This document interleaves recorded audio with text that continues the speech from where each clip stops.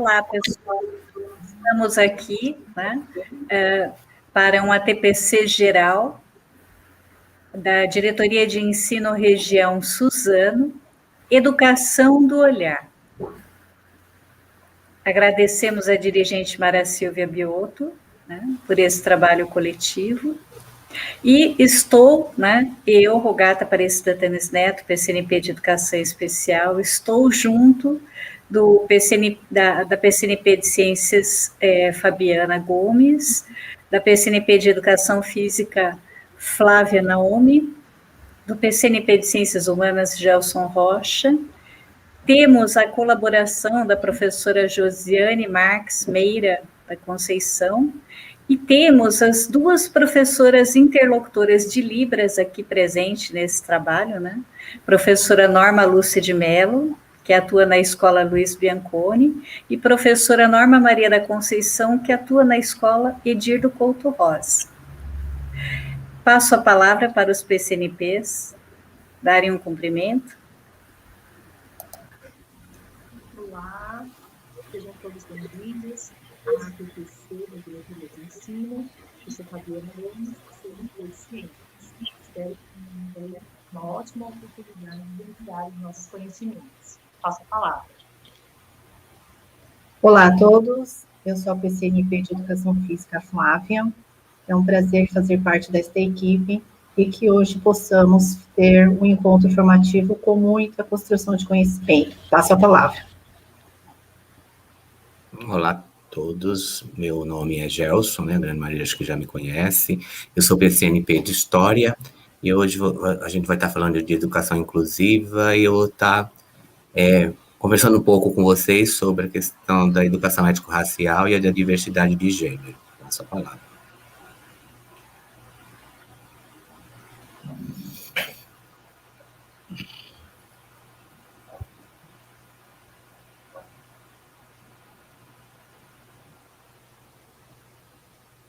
Acho que pode compartilhar, Flávia. Bom, como objetivos do nosso trabalho, né, é refletir sobre a construção do olhar inclusivo que contempla os alunos, independentemente de cor, crença, raça, religião, gênero, deficiência e diferença. Articular os princípios da ERER, Educação para as Relações Étnico-Raciais, com os princípios da educação inclusiva. Valorizar a diferença enquanto enriquecimento cultural e estabelecer a equidade nas relações interpessoais. Educar o olhar para as possibilidades frente aos desafios de uma educação inclusiva. Valorizar a ERE em todos os componentes curriculares. Valorizar as potencialidades dos alunos com deficiência intelectual. Exercitar a ação-reflexão-ação, demonstrando as possibilidades de trabalho junto aos alunos com deficiência intelectual. Os nossos objetivos hoje vêm ao encontro de um trabalho coletivo. Passo a palavra.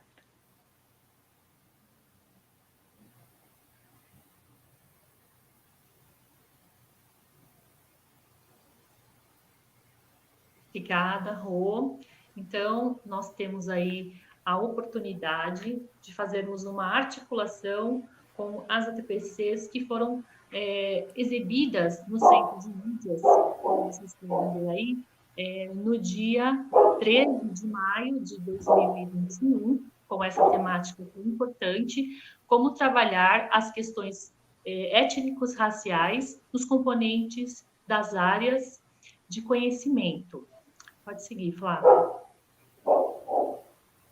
E também nós temos aí uma questão muito importante para pensarmos em relação às diferenças, né? Elas não podem nos afastar, nos paralisar, nem inviabilizar a nossa relação com o outro. Pelo contrário, as diferenças elas têm que promover uma reflexão sobre a nossa atuação frente aos educandos, as diferenças, a pluralidade cultural é tão maravilhosa dentro da sala de aula, não é? E é importantíssimo essa educação do olhar do professor para com essas diferenças.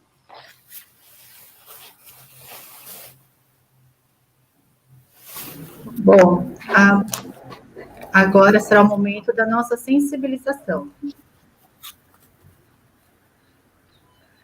E para a sensibilização, nós propomos uma pergunta, né? Como educamos o nosso olhar para contemplar o estudante na educação inclusiva? É o momento para que vocês venham com uma reflexão, que vocês possam estar refletindo. Como educamos o nosso olhar para contemplar o estudante na educação inclusiva? Fabiana, passa a palavra. Obrigada, Flávia. Nós trouxemos aqui uma frase de Rubem Alves, que é aquele maravilhoso poeta, escritor, educador, e ele nos diz assim, que educar é mostrar a vida a quem ainda não a viu. O educador diz, veja, e ao falar, aponta. O aluno olha na direção apontada e vê o que nunca viu. O seu mundo expande-se. Ele fica mais rico interiormente. Gosto muito das reflexões que Rubem Alves traz para nós, não é? Ele, em algumas das suas falas, ele diz que o professor que quer realmente ter sucesso na sua profissão, ele precisa entender o olhar das crianças. Se vocês entenderem o olhar das crianças, vocês serão bons professores. Porque, afinal de contas, o objetivo do professor não é ensinar coisas, porque coisas estão pela internet, pelos livros, em toda a parte. O interessante é ensinar a pensar, é ensinar no espanto, ensinar para a curiosidade. Então, são frases provocativas aí de Rubem Alves para a gente pensar na nossa formação, na nossa atuação enquanto professor. Então, educar o nosso olhar em relação ao estudante é importantíssimo, porque um olhar, ele pode destruir a inteligência do aluno. O Rubem Alves diz ainda que deveriam ser proibidos certos olhares. Que olhares são esses? Olhares zombeteiros, olhares que trazem raiva, que caçoam, que trazem zombaria para com o outro. Mas o professor deve sempre pensar e olhar para esse estudante com um olhar manso, porque a partir desse olhar diferenciado, o aluno se abre para a aprendizagem. Né? É difícil um estudante, uma criança, aprender a partir de uma pessoa que não traz para ele uma segurança. Nós estamos falando aí, né, da educação inclusiva, e é tão importante nós pensarmos nessas questões, né? Como é que você olha para o aluno e como o aluno também te vê. Então, é uma via de mão dupla. O professor, ele inspira a criança também nesse momento de aprendizagem.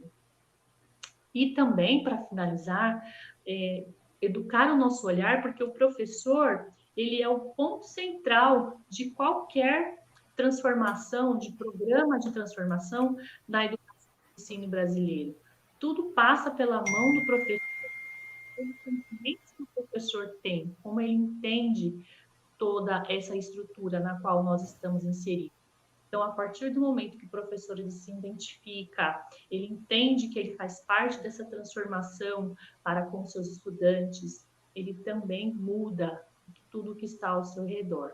Então, Rubem Alves tem livros maravilhosos que devem ser visitados e revisitados sempre, porque contribui muito para a nossa formação continuada, né? Para o nosso crescimento enquanto pessoa, enquanto professores, aí que estamos inseridos nesse contexto aí enquanto formadores. Podemos seguir?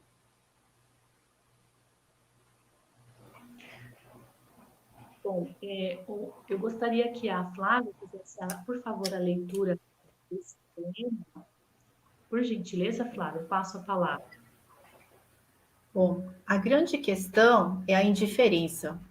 Negar a existência, negar a valorização, negar a cultura que emerge apresentando a diferença incomoda. Sai dos padrões estabelecidos, incomoda. O que as pessoas fazem? Ignoram. Não é a cor da pele, não é a crença, não é a raça, não é a deficiência. O que as pessoas fazem? Ignoram. É o direito de ser diferente, de falar com uma língua visoespacial. O que as pessoas fazem? Se assustam. É o direito de escolher o gênero com o qual me identifico. O que as pessoas fazem? Estranham. É o direito de aprender de uma forma diferenciada. E o que as pessoas fazem? Ficam com receio, porque incomoda, sai dos padrões estabelecidos. E o direito de ser ouvido, mesmo quando não concordo com outros, onde fica? Onde fica o meu direito de pertencer à escola, pertencer à sociedade, pertencer a um grupo, ser ouvido, ser respeitado? Rogata, passo a palavra. Então, na verdade, né, esse poema traz a questão da indiferença aí, né, como a grande vilã. Então, por isso que a questão é a indiferença. A questão, o problema não é ser diferente, falar com outra língua, né, ter outro gênero, outra cor. A questão é por que não posso ser? Por que a indiferença? Por que a negação com aquele que sai dos padrões? Então, nós temos que ter, como estamos falando da educação do olhar, né, nós temos que ter um cuidado, que essas questões são muito tênues na nossa escola, na nossa sala de aula. Então, nós precisamos educar o olhar para as relações interpessoais, para as relações com o nosso alunado, tá?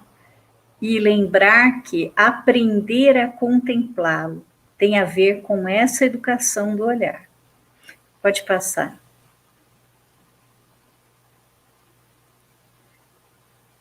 Nós temos o vídeo, né, com o pesquisador Carlos Sclier, falando um pouquinho, né, uma visão um pouco romântica sobre o papel do professor, o papel do aluno, o papel da escola inclusiva. Pode passar um pouquinho do vídeo. É interessante nós ficarmos atentos a algumas questões que ele nos traz, né? Na verdade, esse nosso ATPC hoje é um convite à reflexão. Convidamos vocês que estão assistindo para refletirem junto conosco. Pode passar.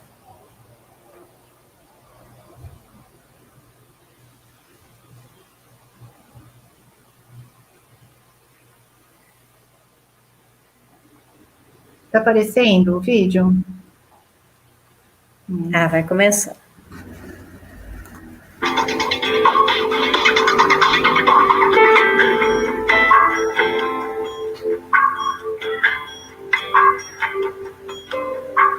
Olá! No Conhecimento de hoje teremos a presença do professor Carlos Sclier, da Universidade Latino-Americana de Ciências Sociais da Argentina. Ele é um pesquisador conhecido na área de educação. Na Universidade de Caxias do Sul, o professor Sclier falou sobre educar para o mundo ou para a vida. E no nosso programa, ele fala do papel da escola, do professor e da educação inclusiva.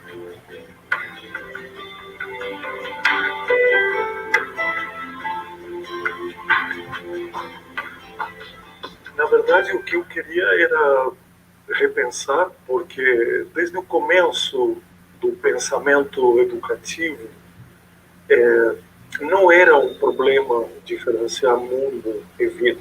A gente sabia muito bem que quando a gente falava de educar, queria dizer vamos sair para o mundo, viajar pelo mundo, viajar para o exterior de nós mesmos, para assim poder aprender a vida, aprender a viver. Então, era natural falar essa ideia conjunta entre o mundo e a vida. Mas me parece que nas últimas décadas, e mais especificamente nos últimos anos, o mundo foi ficando cada vez mais difícil. E a educação já não era uma viagem para o mundo, mas talvez começou a ser uma viagem para uma pequena parte do mundo, que é o mundo do trabalho, ou pior ainda, o mundo do emprego, ou pior ainda, o mundo do mercado, da produtividade e do consumo. Nesse sentido, me coloco a pergunta: hoje significa a mesma coisa educar para o mundo e para a vida? E às vezes tenho a sensação, é apenas uma sensação, de que seria melhor cuidar da vida, sobretudo na infância, cuidar das crianças, para elas não ter que entrarem tão rápido, logo mais, nesse mundo horroroso, nesse mundo difícil, tão pequeno, tão produtivo, ao mesmo tempo que cria essa necessidade de que uma criança já se transforme num adulto imediatamente, para pensar como ele vai ganhar a vida e não como ele vai aprender a viver. Então, tudo vai depender de para que eu quero que as crianças entrem nas instituições escolares. Eu tenho uma ideia um pouquinho assim, nostálgica, ou talvez melancólica, ou romântica, de se pensar a infância como um tempo absolutamente único na vida, impossível de repetir, e que tem a ver com a possibilidade de ter uma experiência com o tempo que não for nem a utilidade, nem o proveito, nem a urgência, ter possibilidade de não fazer nada produtivo, de perder o tempo, de realmente usar o tempo para as coisas que valem a pena. Brincar, fazer amizades, correr, caminhar, ler, escrever. Se for para isso, tudo bem. Tem muitas crianças que precisam da escola porque elas não têm a oportunidade de ter um destino familiar ou um destino no bairro ou na cidade onde elas moram, pela desigualdade, pela falta de equivalência. Então a escola poderia compensar um pouco essa incapacidade de achar o próprio destino. Mas se é para já adultizar a criança, para já transformá-la num indivíduo infeliz e incapaz, eu preferiria que não. Se eu tivesse que definir o que é a escola para as crianças, a escola infantil, eu diria o espaço para que a infância permaneça e dure todo o tempo que for possível. Estamos nos preparando há muito tempo para uma escola melhor, uma escola que se chamou inclusiva, mas também se chamou democrática, se chamou integradora, se chamou de valores, uma escola de competências.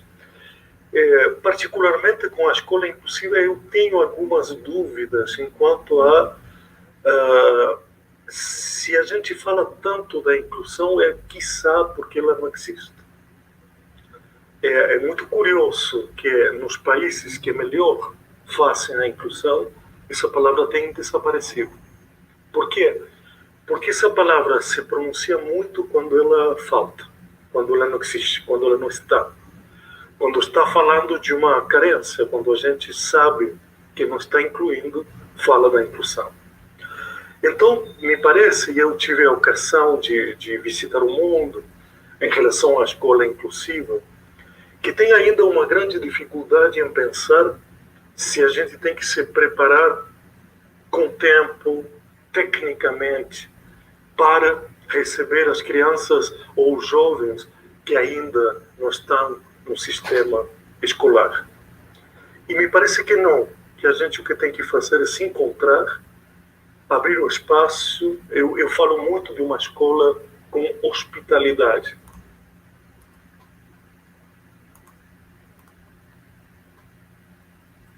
Então, só retornando, né? Todos estão me ouvindo aí? Só querendo pegar a ideia do professor Carlos Scliar, né? É legal porque, tudo bem que ele, como ele falou, ele tem uma visão nostálgica, um pouco romântica, né? De como deveriam ser essas inter-relações para uma educação inclusiva. É legal nós resgatarmos os princípios, né? nós temos que pensar que toda pessoa, independente de cor, raça, credo, deficiência, ela tem direito a uma educação de qualidade. Toda pessoa aprende, toda pessoa é capaz de aprender, mesmo deficiente intelectual, talvez por meio de estratégias diferenciadas, talvez por meio de outros métodos, mas toda pessoa é capaz de aprender. O processo de aprendizagem de cada pessoa é singular, tá? O convívio no ambiente escolar, ele beneficia a todos. Então, às vezes, as pessoas se perguntam, nossa, mas por que um deficiente intelectual naquela turma? Ou, nossa, mas esse menino parece um menino tão problemático, por quê? Porque ele é diferente, né? Então, quando a gente fala de educar o olhar e convida vocês a fazerem essa reflexão em conjunto, nós estamos querendo, de fato, discutir os princípios dessa educação inclusiva, tá?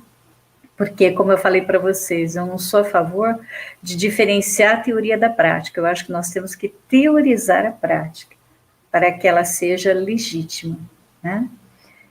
E a educação inclusiva não diz respeito àquele professor especializado ou interlocutor de Libras, tá? Ou a PCNP de Educação Especial. A educação inclusiva é de todos os professores, é de todos os gestores, é de todos.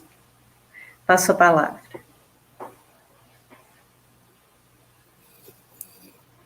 O Sclier falou de uma escola de competência, e nós trouxemos essa resolução 52 de 2013, e nessa resolução tem o perfil de todos os professores, de todos os componentes, de todas as áreas, né? E tem competências e habilidades para nós, professores. Então, lá tem a competência, que é para a educação nacional, conhecer os atos legais que regulamenta a profissão do professor e ser capaz de aplicá-las em situação que se apresentam no cotidiano do seu trabalho pedagógico. Trouxemos uma competência, trabalhar a pluralidade e a diversidade cultural como princípio educativo do ensino-aprendizagem em sala de aula, e trouxemos uma habilidade, né? Conhecer os conteúdos e princípios das leis 10.639 de 2003 e 11.645 de 2008, para o estudo das diferentes histórias nas perspectiva multicultural das populações indígenas, africanas e seus descendentes no Brasil.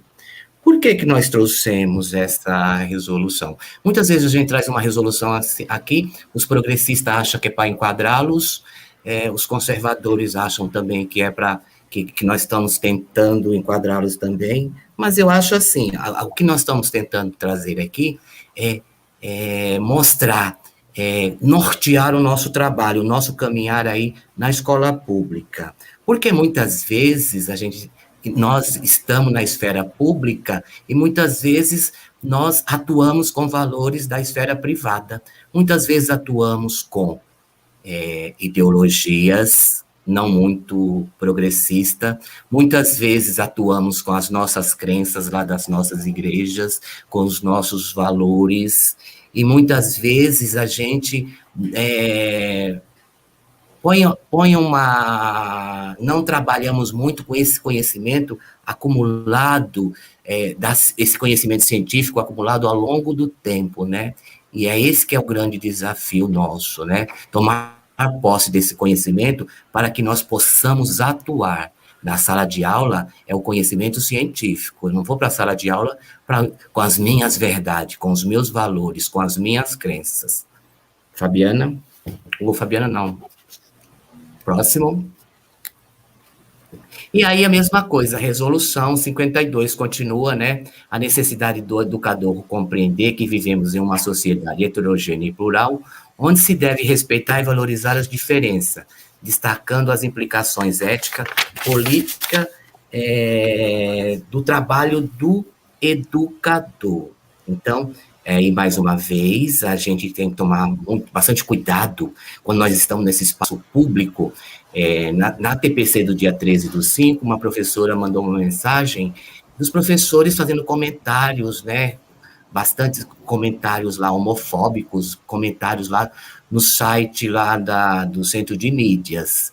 E ela não entendeu, né? Não estava entendendo como que nós da educação podemos fazer tantos comentários, e é por isso que nós trouxemos, mais uma vez, essa resolução aí, para a gente para que possamos, né, olhar essas legislações, quais são as nossas competências e quais são as nossas habilidades nesse caminhar aí pela diretoria, pelas escolas, nesse caminhar pela educação aí na escola pública, livres de preconceito, discriminações. Flávia?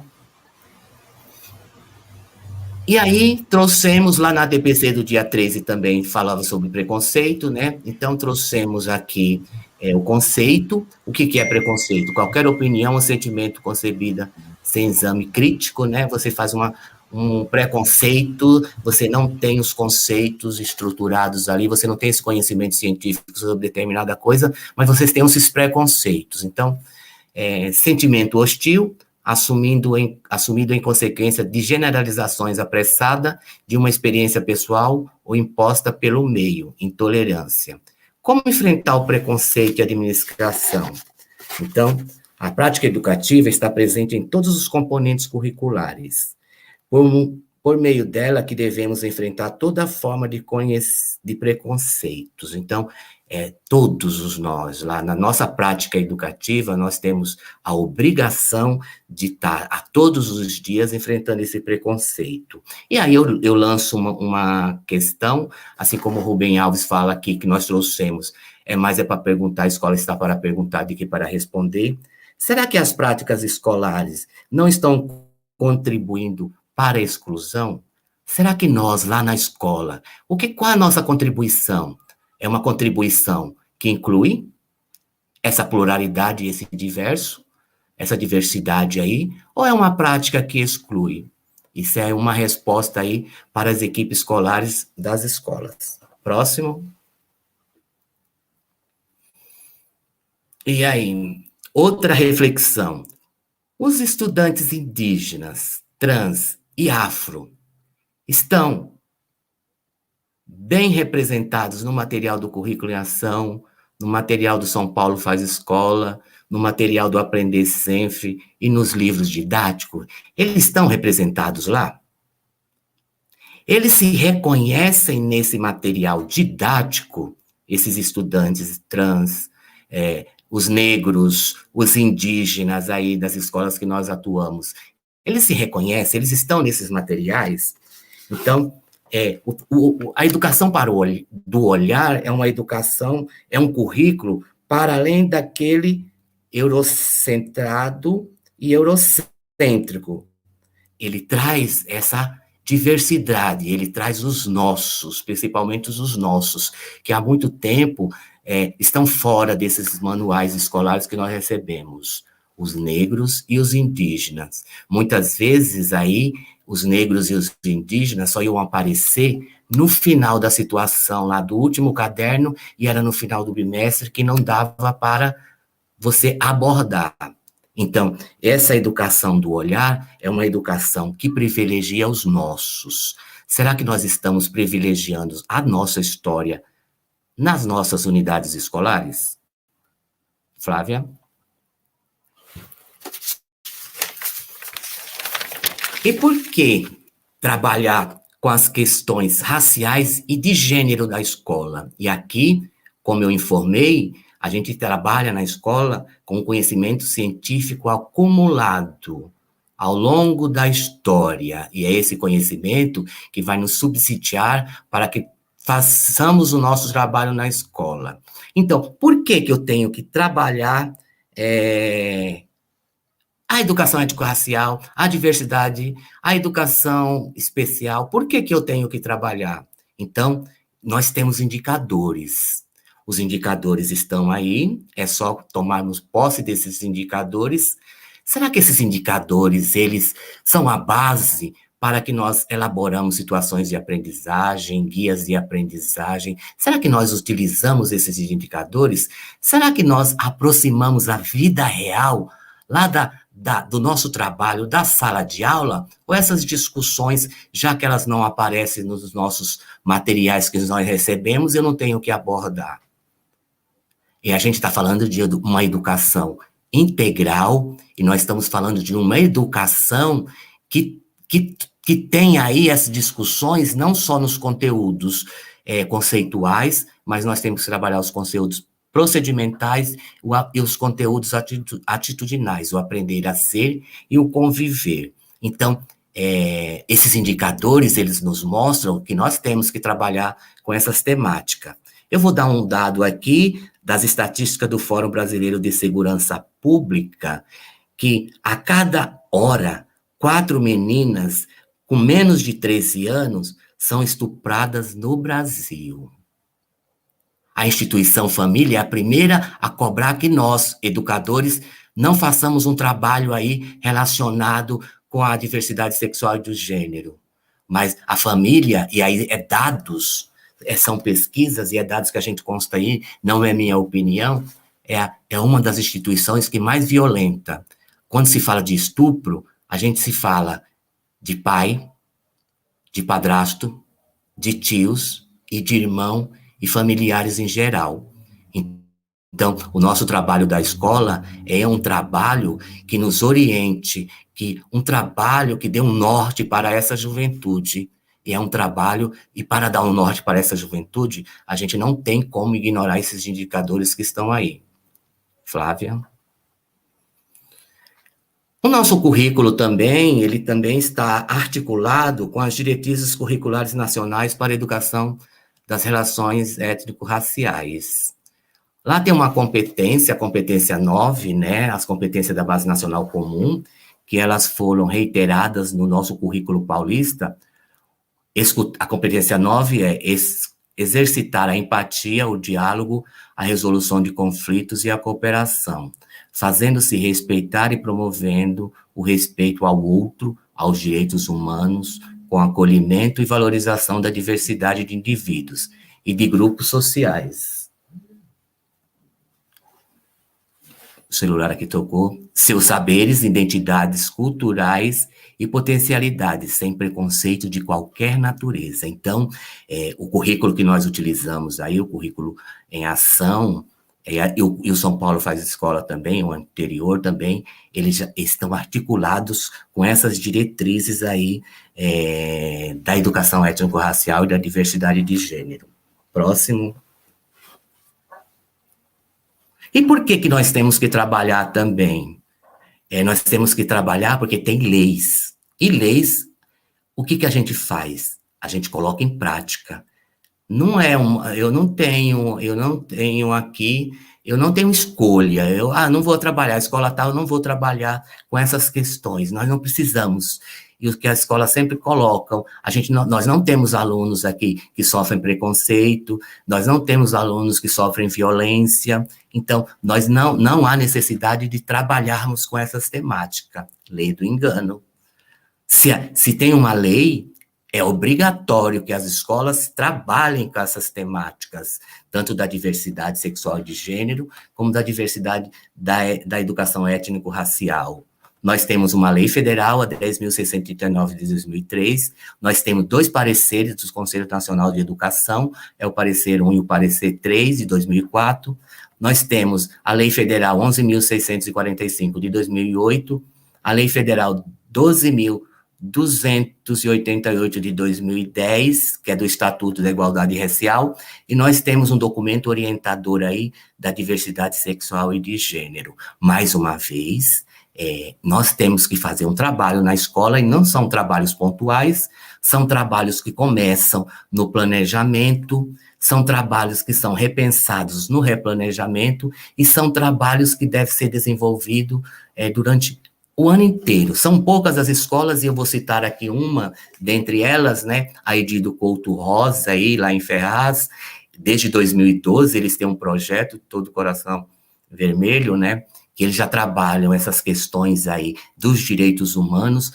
ao longo do ano. Então, a grande maioria das escolas lembram das temáticas em novembro ou em março, lá da Maria da Penha, Mas não, esse trabalho é para ser desenvolvido e tem que estar na proposta aí durante o ano inteiro. Nós temos aí um professor representante, essa semana foi um formulário para as escolas identificarem aí esse professor representante aí dos direitos humanos, e a gente vai começar a estar fazendo formação com esses articuladores aí. Próximo. Nós temos premissas, né? Geralmente as escolas trabalham de cima para baixo. Vamos trabalhar, nós temos que trabalhar a educação étnico-racial, vamos levar um vídeo, vamos levar um texto, vamos levar um texto imagético. E as escolas não trabalham com as realidades vividas dela. O que é? Aí nós temos uma premissa, né? Desde 2016, a Secretaria colocou premissas, né? Quando você vai fazer uma intervenção pedagógica, você tem que responder 4 premissas. A problemática da realidade vivida, o aprofundamento teórico, a produção do conhecimento e a intervenção. Eu trouxe uma imagem aqui da Luiz Bianconi, de um trabalho que foi realizado pelos professores, coordenado pela professora Mariana, na época, né? E aí, tinha uma estudante que ela sofria preconceito por conta da religião de matriz africana que a estudante tinha. E quando a professora chegou na escola, ela percebeu isso. O que ela fez? Diante da problemática da realidade de vida, ela foi buscar referenciais teóricos. Nós temos até um vídeo dessa ação da professora. Ela buscou os referenciais teóricos que poderiam iluminar essas fragilidades que estavam acontecendo na escola. A partir daí, ela juntou-se a outros professores, fez um plano de ação, e a partir desse plano de ação, ela fez uma intervenção, ela elencou várias estratégias. E essa foto que a gente está vendo aí, é da última estratégia que ela elencou, é a apresentação da mãe e das filhas, lá na Luiz Bianconi, né, dançando, fazendo uma manifestação cultural. E aqui não tem nada de religião de matriz africana. Aqui tem uma manifestação cultural, a mãe e as filhas apresentando aí no sarau da Luiz Bianconi aí da escola. Então, a professora usou as premissas que estão aqui, e nós, professores nas escolas, temos que partir das fragilidades que nós encontramos lá no nosso dia a dia. Passo a palavra não, para frente, Flávia. Como trabalhar as questões étnico-racial, nós temos um documento aí também, orientações e ações para a educação das relações étnico-raciais. Esse documento, ele traz estratégias para os anos iniciais, para os anos finais e para o ensino médio. Próximo.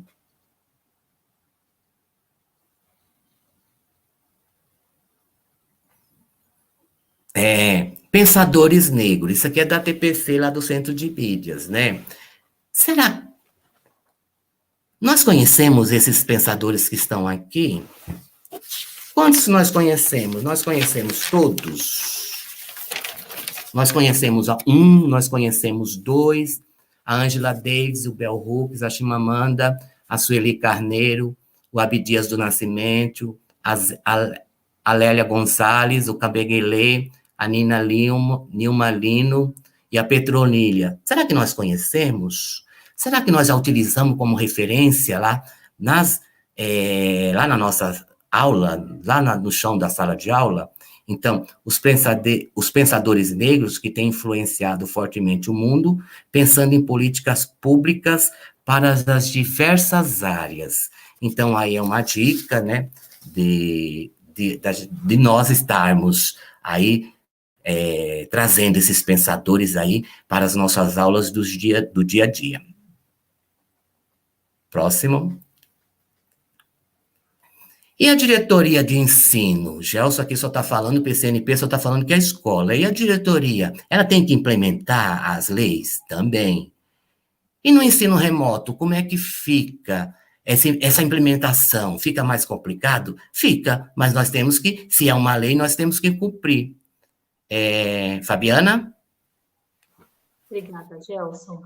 Então, nós temos aqui algumas ações que a diretoria de ensino tem realizado para a implementação das leis da diversidade de gênero e da ERER no ensino remoto. Então, nossa primeira ação, em agosto do ano passado, nós realizamos um evento da diversidade com os coletivos da diversidade sexual e de gênero e da educação para as relações étnico-raciais, tanto dos municípios de Ferraz de Vasconcelos, como também de Suzano. A nossa segunda ação foi a ATPC sobre cultura afro, aí dentro das ciências humanas, arte e língua portuguesa. E a terceira ação foi a ATPC da diversidade de gênero e inclusão escolar. E a quarta ação, a criação dos Padlets sobre a ERER e a diversidade de gênero. Convido a todos que possam também estar observando esses Padlets, né, Gelson? Eles são riquíssimos em informações. Nós colocamos algumas palestras, colocamos também os marcos legais. Então, quem ainda não teve a oportunidade de observar, apreciar esses 2 Padlets, eles estão lá hospedados no site do Núcleo Pedagógico. E também nós vamos colocar agora no chat para que vocês possam também consultar, quem não teve ainda essa oportunidade. Passo a palavra. E para concluir aí nosso trabalho da diretoria, como a Fabiana mencionou, na ação número 1, nós fizemos um trabalho com as lideranças étnico-racial aí do município de Suzano e Ferraz e da diversidade de gênero também, para acabar um pouco com esse equívoco, né? Nós de trabalharmos aí nas escolas e na diretoria de ensino e a gente desconhecer esse trabalho que é realizado por essas lideranças aqui no nosso município que nós atuamos. Então, outra ação relacionada com essas lideranças, nós fizemos uma reunião para ouvi-los, porque parece que nosso trabalho na diretoria é uma bolha. A gente fala de diversidade sexual, nós não conhecemos, a gente não vai atrás, né? Então, outra coisa bastante importante é que quando nós abordamos direitos humanos, a diversidade e a educação étnico-racial, nós temos que fazer parcerias, né? Fazer parceria com essas lideranças, com essas militâncias. Não tem como a gente trabalhar a complexidade que os temas envolvem se a gente não faz essas parcerias. Então, é fundamental fazer essa parceria.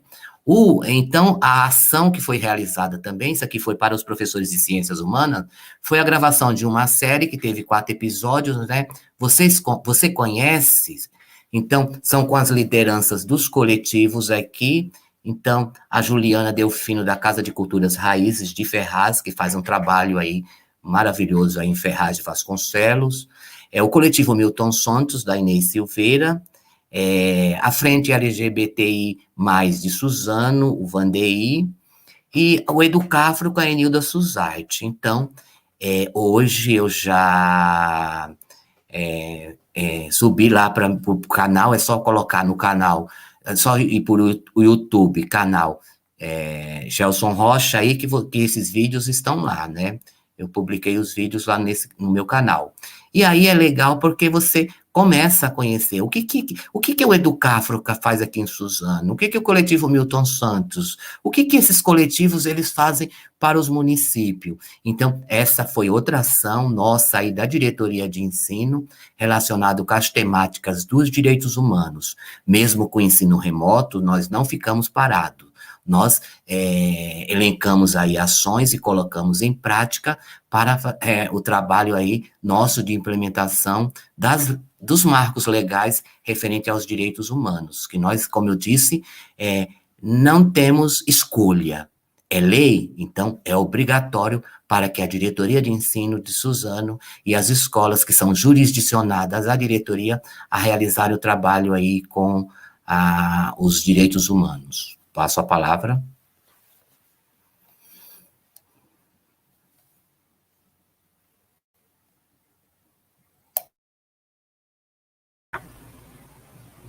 Nossa, sensacional, né? Essa parte da ERER, muito boa mesmo. Bom, fazendo um paralelo aí com a fala do PCNP Gelson, nós trazemos aqui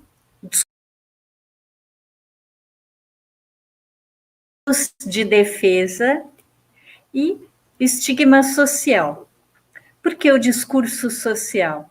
O discurso social, ele atravessa gerações, né? E nós temos na escola uma rede discursiva. Infelizmente, muitas vezes, esse discurso, né, ele acaba trazendo ideias carregadas de um preconceito. E muitas vezes, porque é algo assim, como eu falei, o discurso social é muito forte, é algo que viaja através dos tempos. E como nós temos essa rede discursiva, né, na escola, nós precisamos educar o nosso olhar, nós precisamos refletir, nós precisamos modificar o nosso pensamento. Por quê? Trazendo uma contribuição psicológica baseada em Freud e no Carlos Scliar, nós temos os mecanismos de defesa. Na verdade, são mecanismos inconscientes, e um deles, projeção. Freud fala que quando olhamos para alguma pessoa com alguma fragilidade, isso nos remete à nossa fragilidade, né? E ninguém gosta de mostrar a sua fragilidade. Nós sempre trabalhamos os pontos fortes, mostramos os pontos fortes, mas ninguém gosta. Assim como nós não gostamos quando nós estamos estudando na escola, né? A matéria, o componente curricular que nós não nos saíamos muito bem, nós não gostávamos muito, né? Nós gostávamos mais do que? Daqueles componentes curriculares os quais nós tínhamos uma maior aptidão, tá? E aí, o que acontece? Né? Nós vemos, né, essa visão para uma pessoa que pareça frágil ou diferente, nos remete a essa fragilidade em algum setor da nossa vida que nós temos. Essa é uma visão psicológica, né? Freud traz muito esse estudo, Carlos Scliar também, né? Então, é um aspecto psicológico. Então, nós temos que refletir, né?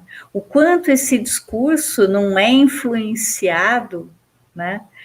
Inconscientemente, até por um mecanismo de defesa, por uma projeção. Daí a importância da educação do olhar, para evitar o estigma social. O que é o estigma? O estigma é uma marca, né? Então, e aí? Por que social? É a marca social daquele aluno que não consegue aprender, mas se eu tenho como princípio de uma educação inclusiva, que todo aluno aprende, por que esse aluno não aprende? Porque ele tem uma deficiência intelectual?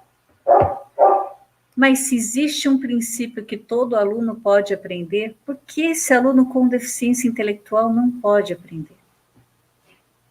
Onde está a legitimidade dessa minha fala, né? Então, esse convite à reflexão é justamente pensando, né? Onde está o meu olhar nessa educação inclusiva? Como que eu devo direcioná-lo para conseguir contemplar esse aluno? Que senão eu vou estar colocando uma marca, eu vou estar reforçando uma marca e levando para um discurso social uma marca que não é verdadeira, tá? Então, quanto essa educação do olhar, ela é essencial, ela é importante. Pode continuar.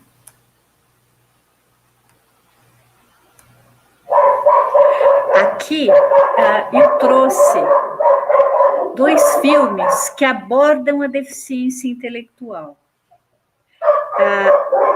Apesar de serem filmes hollywoodianos, são histórias que acontecem no cotidiano. Aí é importante a gente trazer para poder relacionar, para poder refletir. O filme Simples como Amar fala de 2 alunos que possuem deficiência intelectual. A moça possui uma deficiência intelectual leve, e o rapaz, ele possui uma deficiência intelectual mais moderada, tá? E o que nós vemos? nós vemos que uma educação com mudança de estratégias, eles conseguem trabalhar autonomia nesse deficiente intelectual. E ela, até quando ela está auxiliando o rapaz que tem uma deficiência, né, num grau mais forte, que a deficiência dela, ela tem uma leve, ele tem uma moderada. Você vê ela falando para ele, não, primeiro você parte do que você sabe fazer. Aí as coisas difíceis não vão parecer tão difíceis assim. Então, o que seria essa adaptação? Não é no currículo, é nas estratégias, né?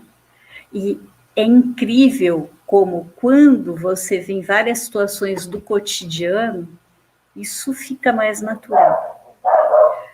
Tem um outro filme também, Uma Lição de Amor, que já fala do estreitamento de vínculos, né? Do quanto esse discurso social negativo, ele é perigoso, né? Então, da importância de você focar nas potencialidades da pessoa e não no déficit que a pessoa apresenta. A deficiência, ela não pode ser um rótulo, porque atrás da deficiência existe uma pessoa. E existe uma pessoa que possui potencialidades. Como eu falei anteriormente, através de um método diferenciado, de uma estratégia diferenciada, mas ela consegue aprender. De uma outra forma, mas ela consegue, tá? Passo a palavra, que agora nós temos uma colaboração muito interessante aqui no nosso trabalho. Passo a palavra, Flavinha.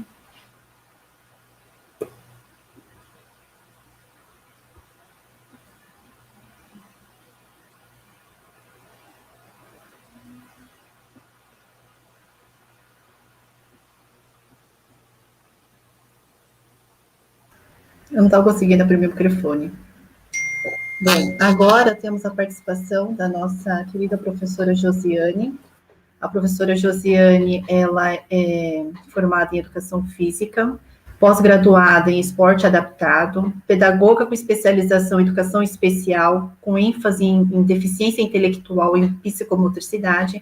Atualmente, ela está fazendo especialização em TEA, Autismo. Há 19 anos é professora de Educação Física e 13 anos já na Educação Especial. Ela está na escola Alice Romanos como professora de Educação Física e na sala de recursos na Escola Estadual Sebastião Pereira Vidal, PEI. Tá bom? Então, eu passo a palavra para a professora Josiane.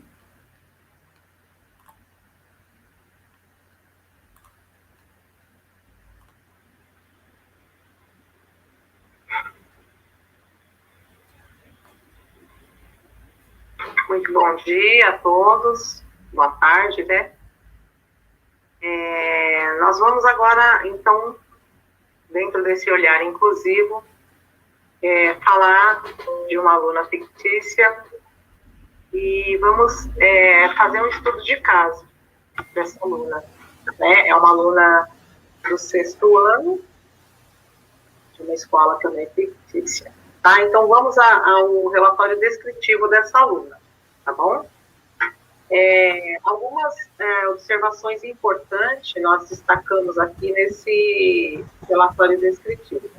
Então, a aluna interage satisfatoriamente com os adultos e colegas. Ela é simpática e extrovertida. Aí vem, né, falando, a aluna tem facilidade. A gente vai estar pulando para apresenta pensamento lógico na forma de diálogos que exigem respostas curtas, né? Obedece ordens simples e complexas. Então, é importante a gente analisar que a aluna, ela é uma aluna que interage bem com os adultos, colegas, e ela, nas comandas, tanto quando o professor vai interagir com ela, como ela, quando ela for dar as devolutivas para os professores, as respostas serão curtas, né? Respostas muito elaboradas, muito complexas, ela não irá conseguir, tá? Ela se dispersa com facilidade.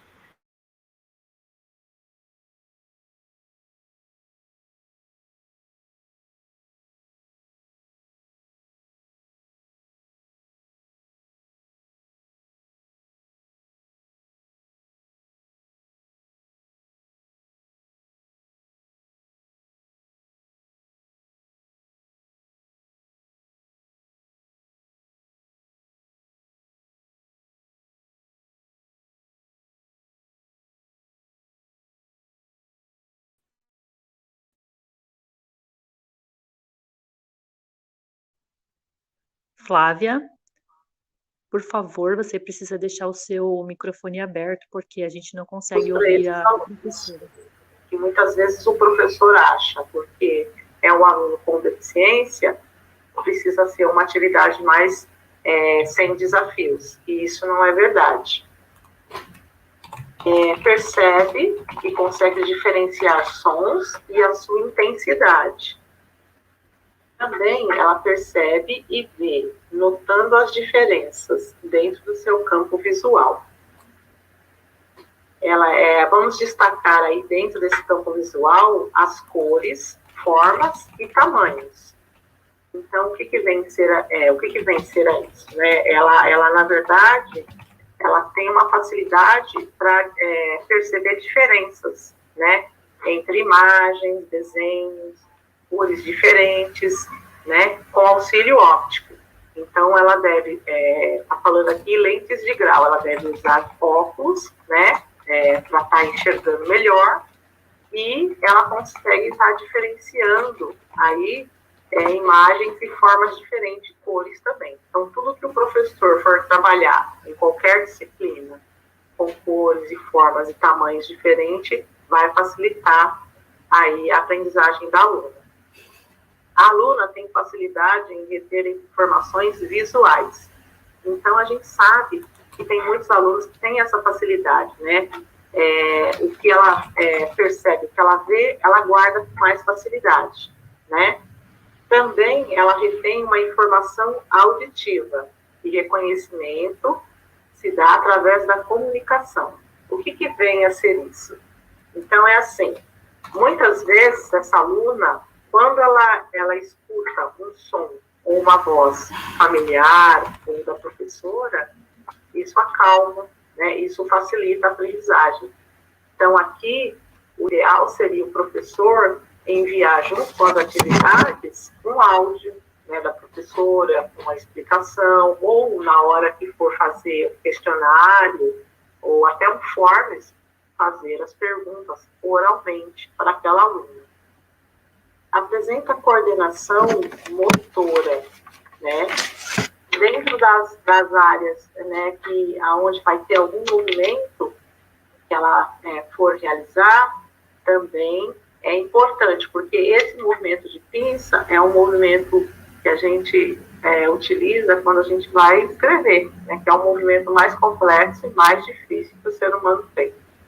Então, até pode ser trabalhado, pode ser melhorado, mas é um movimento muito difícil, muito complexo, e ela tem esse movimento, né?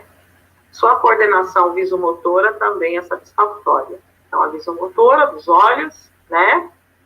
Porém, para melhor funcionalidade, senta-se próximo à lousa, até por conta das lentes, né?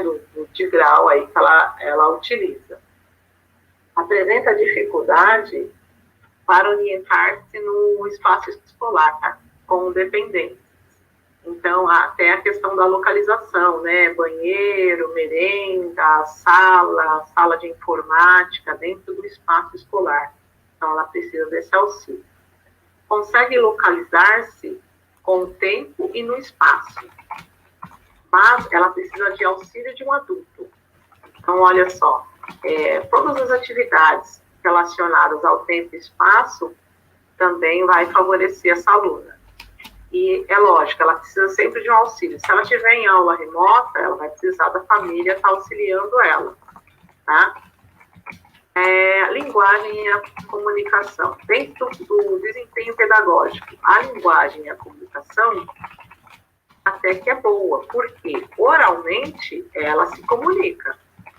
Então, qualquer coisa que os professores realizarem e exigir uma resposta que ela vê, né, na parte oral, vai conseguir. Por quê? Porque ela fala, né, aí aqui está falando, ela tem uma fluência linguística, ela fala até que bem, fala muito bem, usa bem as palavras.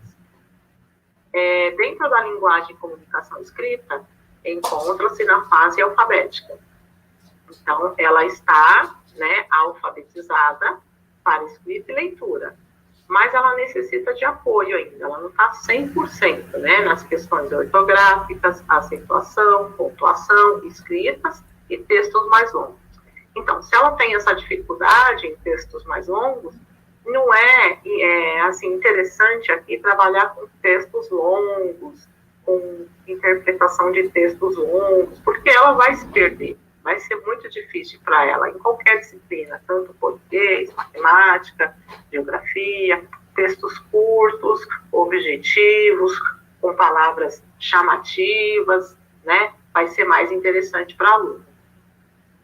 No raciocínio lógico matemático, conta sequencialmente até 50, né? Mas ela não consegue relacionar do 21 ao 50. Então, tudo que for a partir do 21 ao 50, ela vai ter dificuldade. Qualquer atividade que o professor coloque para ela relacionar o número ao símbolo a partir do 21, ela vai ter essa dificuldade. As operações mais simples, matemáticas, ela consegue realizar.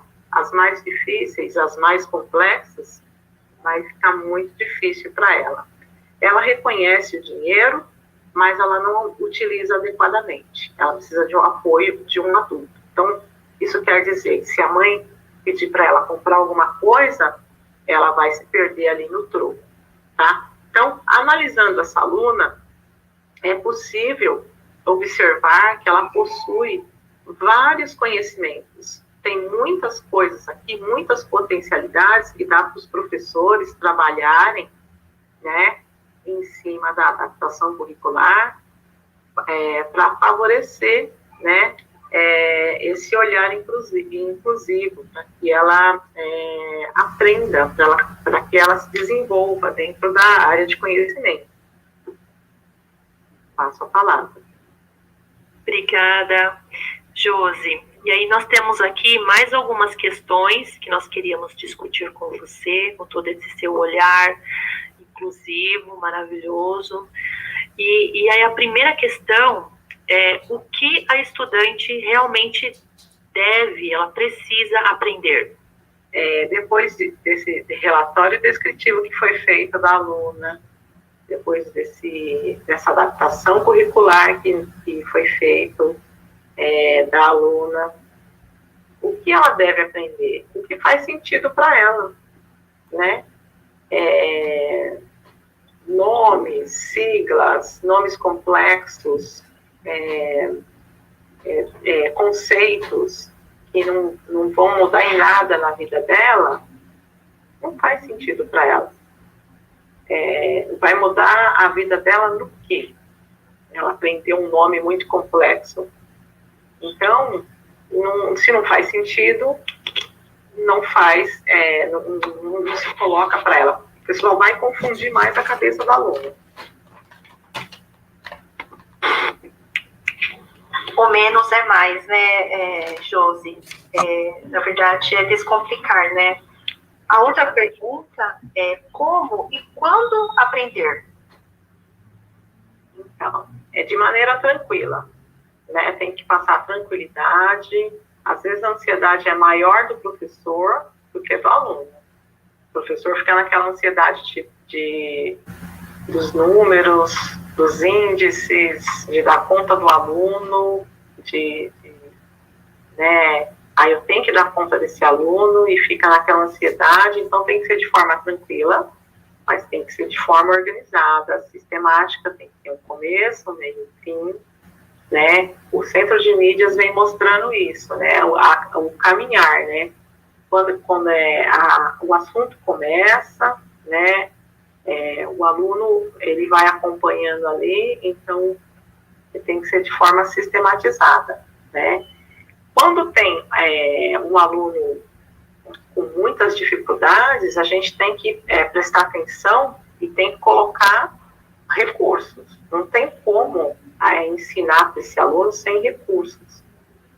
Qualquer recurso que o professor lance mão, já vai auxiliar muito, seja com áudio, seja com vídeo diferente, seja com material ali para ele manipular, seja com uma imagem, qualquer material, algum recurso diferente já vai ajudar muito na aprendizagem. E os materiais adequados, né? Muito importante também. Perfeito. Que formas de organização do ensino são mais eficientes no processo de aprendizagem? Então, baseando assim nessa discussão que a gente está, na individualidade de cada um. O professor tem que se basear nos anexos, né? Procurando os professores itinerantes da escola.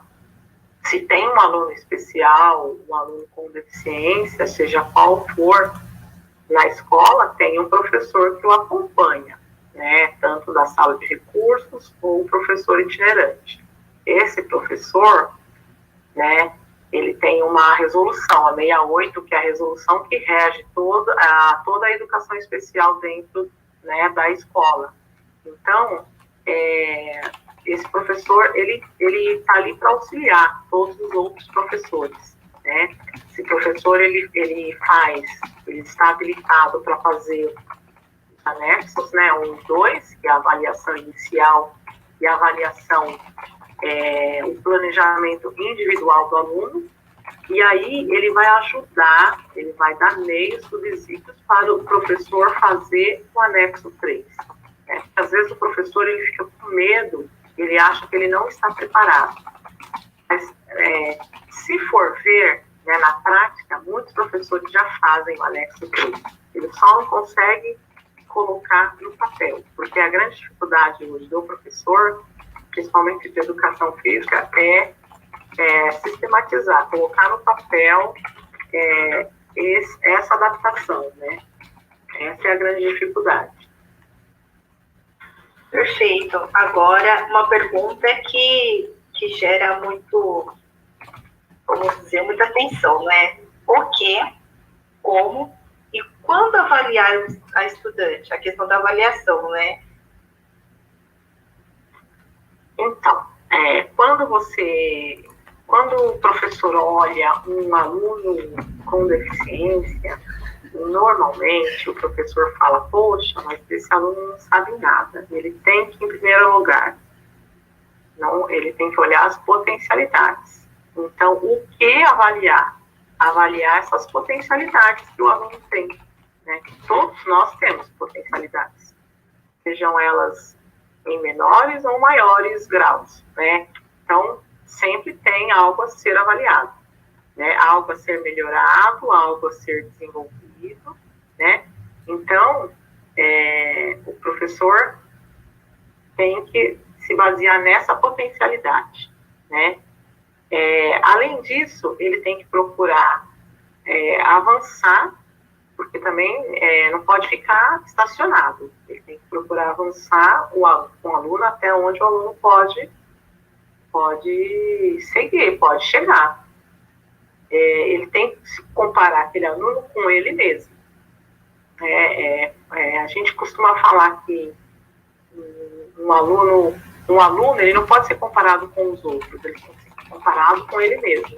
O desempenho, o desenvolvimento, a aprendizagem dele, a caminhada dele no processo ensino-aprendizagem tem que ser sempre comparado com ele mesmo. Então, aí é que vem o avaliar ele nesse processo. Às vezes o processo, ele não anda tão rápido quanto um aluno dito normal, né? Mas ele caminha, ele avança, aos pouquinhos, mas ele avança. E é esse olhar, inclusive, que a gente precisa, né? E ele precisa ter o quê? Planejamento, né? Ele precisa saber onde que o aluno está, para onde que o aluno vai, quais são os processos que ele quer que o aluno chegue, né? E exigir do aluno que realmente o aluno pode fazer, né? Isso.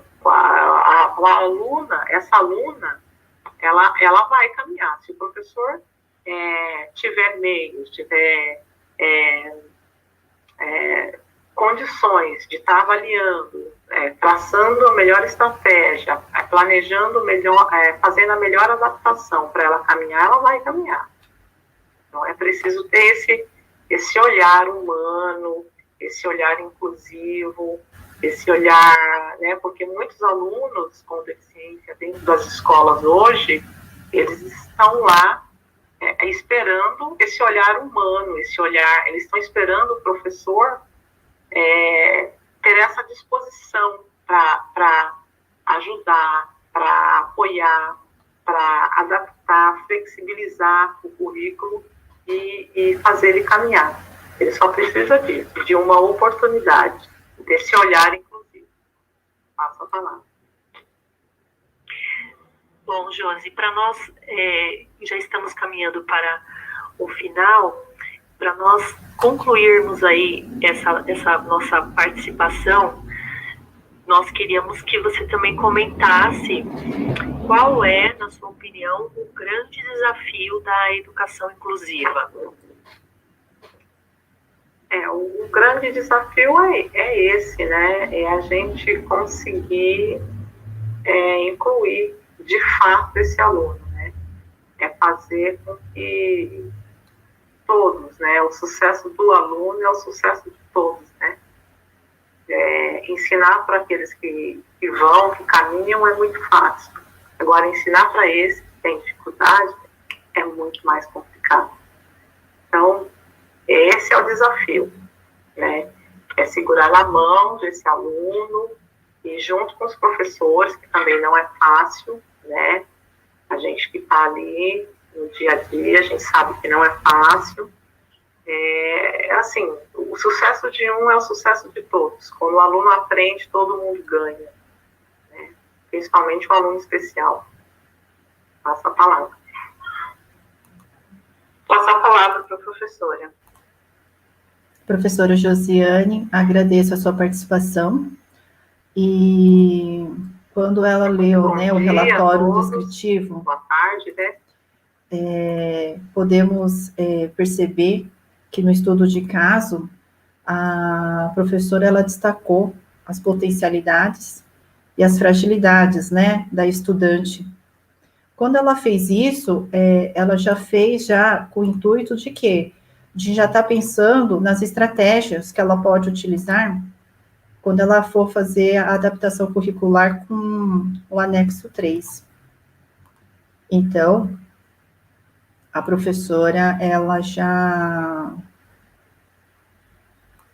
fez os destaques, né? E agora eu chamo a PCNP Rogata para estar falando do anexo 3. Passo a palavra. Vamos parabenizar aí a professora Josiane, né? Belo trabalho, muito bom. E realmente é esse olhar, né? Quando ela fala de adaptação curricular, né? Na verdade, na SIDUC, né? A gente usou muito esse termo. E a adaptação curricular, na verdade, significa realizar uma adaptação nas estratégias, né? Não é o currículo que nós adaptamos, e sim as estratégias. Bom, aqui nós temos, né, o anexo 3, a resolução 68, enquanto ela não for alterada, né, ela é a resolução que rege a educação especial, e ela continua com a contribuição da instrução CEGEB, né, de 14 de janeiro de 2015, que traz, para cada área da deficiência, traz os 3 anexos, né? Então, o professor especializado, ele trabalha com o anexo 1, que é a avaliação diagnóstica, e o anexo 2, que é o plano de atendimento individualizado.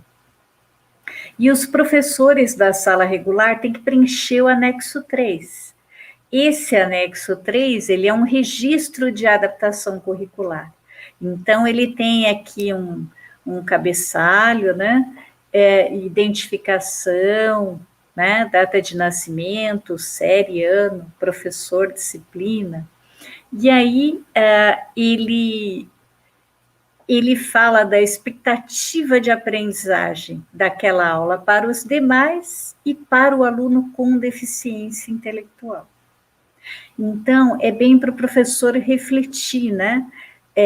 Mesmo que ele pense agora nas habilidades essenciais, né? Então, com aquela aula, quantas habilidades ele quer trabalhar? De repente, aquele aluno com deficiência intelectual, em vez de atingir 3 habilidades que ele quer naquela aula, talvez ele consiga atingir uma habilidade, que é a identificação. Então, se o professor, né, em uma aula, ele quiser trabalhar com um texto, um exemplo, né, professor de língua portuguesa, quiser trabalhar com um texto, identificando os personagens, relacionando esses personagens, né, à história, e operacionalizando, reescrevendo essa história. Pode ser que essa aluna com deficiência intelectual, ela consiga identificar os personagens. Ela não consiga atingir ali, né, as 3 habilidades que o professor está colocando. Então, a adaptação é o quê? Nas estratégias. Por isso que é interessante a conversa com a professora especializada, né? É interessante que em todo o ATPC se faça uma oficina sobre preenchimento do anexo 3. Mas em breve nós vamos ter mais lives falando de documentos sobre flexibilização curricular. Porque também em breve nós teremos aí, né, nós estamos num momento, está sendo um momento de escuta dos professores especializados, porque a política de educação especial, ela está para ser modificada. A resolução 68 está para ser alterada. Sabemos, né, que em breve haverão mudanças, mas a flexibilização curricular, ela vai ter um destaque especial, porque o olhar é para a aprendizagem do nosso aluno, né? O nosso interesse é que o nosso aluno aprenda, né? Então, de que forma nós vamos realizar essa flexibilização curricular? Para não demorar muito, né? Passo a palavra. Vamos voltar a falar sobre isso.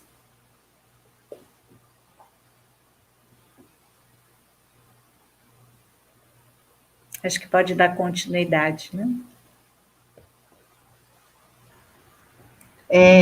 Continuando, né, trazendo o gancho que a professora Josiane falou, que precisamos ter esse olhar humano, inclusivo, que o estudante está apenas esperando por esse olhar. Eu trago uma reflexão para vocês, professores, em cima das competências socioemocionais, tá?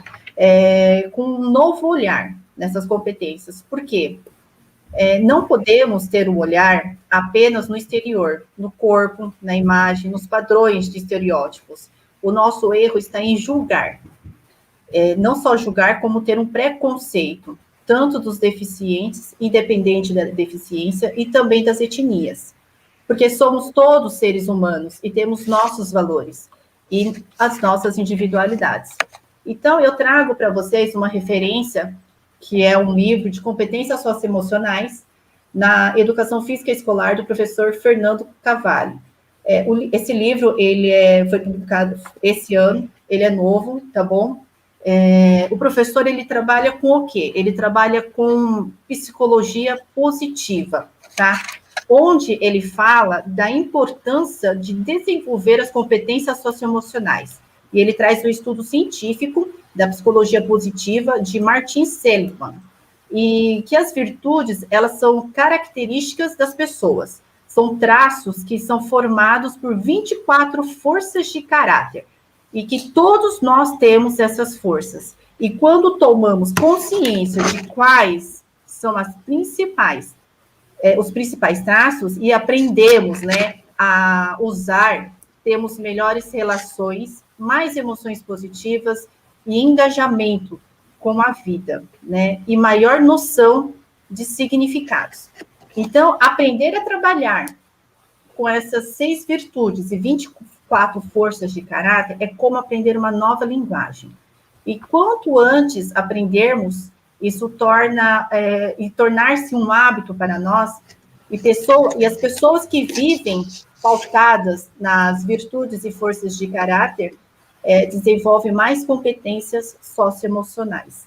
isso já foi comprovado cientificamente, e consegue melhores resultados de bem-estar na vida, tá bom? Por que eu trago essa referência do professor Fernando Cavalli? Porque ele estuda as competências socioemocionais, mas ele estuda de que forma trabalhar com essas competências. E quando nós trabalhamos, falamos da educação do olhar, é você saber perceber o estudante, né? Para trabalhar com ele, lidar com esse estudante e tentar trabalhar as forças de caráter dele. São 24 forças, o tempo está curto, né, gente? Eu poderia falar as 24 forças, mas eu vou deixar aí no chat depois o endereço onde vocês podem se aprofundar mais sobre essas forças de caráter. Por quê? Todos nós carregamos essas forças de caráter. E não apenas, né? Nós não somos apenas esse corpo que é carne, né? Somos realmente pessoas com alma, com sentimentos, com valores. Então, o professor ensina a trabalhar isso com o seu estudante, sempre de uma forma positiva. Todos nós precisamos desenvolver, independente, precisa ter um equilíbrio nessas forças de caráter, tá bom? Então, independente da cor, da deficiência, todos somos dignos de respeito e aceitação. Passo a palavra. O Gata.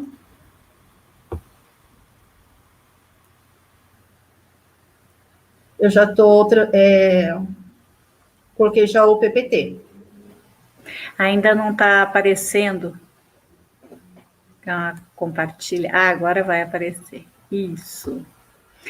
Bom, eu já falei anteriormente, né, para vocês, é um convite à reflexão do quanto, né, esse discurso social que é passado de geração em geração, né, do quanto ele pode ser, o quanto ele pode ser negativo.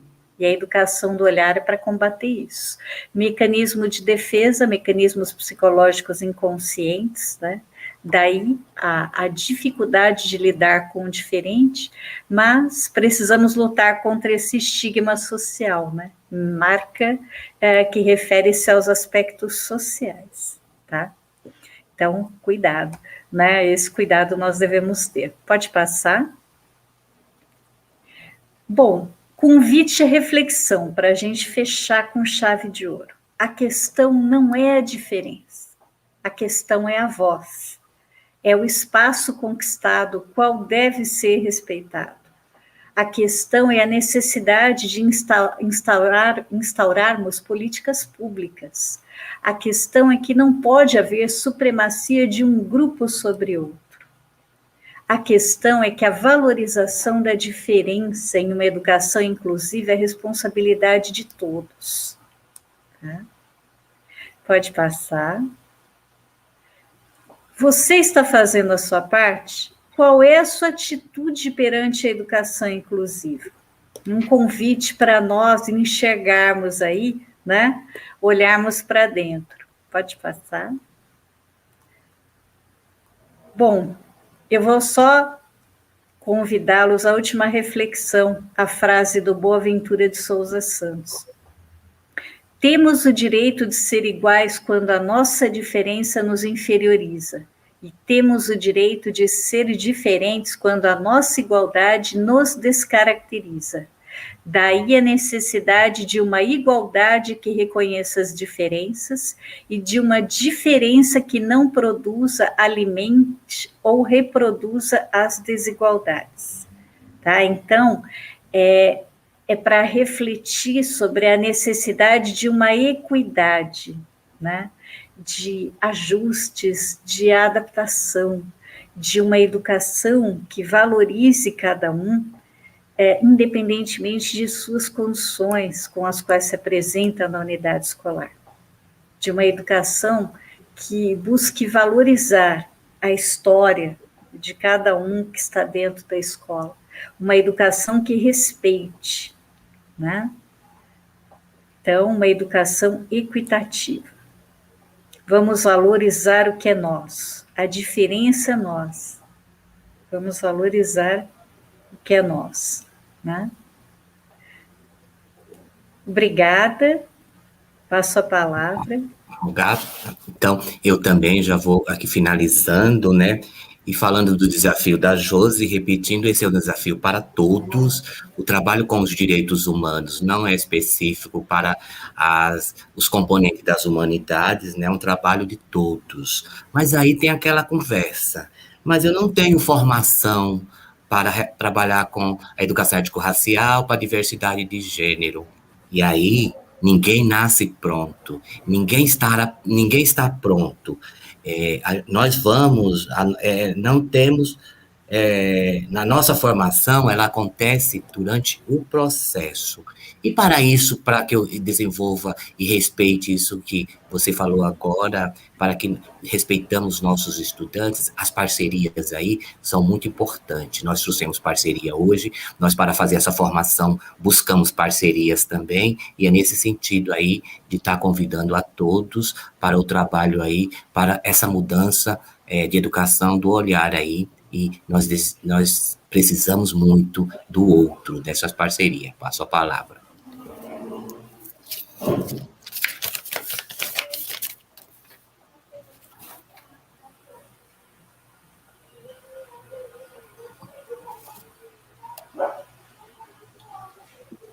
Então, nós estamos chegando aos momentos finais. Vou trazer aqui a nossa colega também de hoje, a professora Norma, que também contribuiu conosco. Vou agradecer a todos os meus colegas de equipe pela oportunidade maravilhosa. Estou muito com vocês, me sinto muito grata com vocês, nessa professora tão especial. Tá?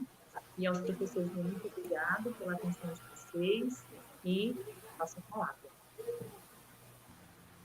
Eu quero agradecer à professora Josiane pela participação, por ter disponibilizado do seu tempo, né, fazendo o estudo conosco e a gravação. Agradeço às interlocutoras, as normas, né, são 2 normas, muito obrigada pela participação.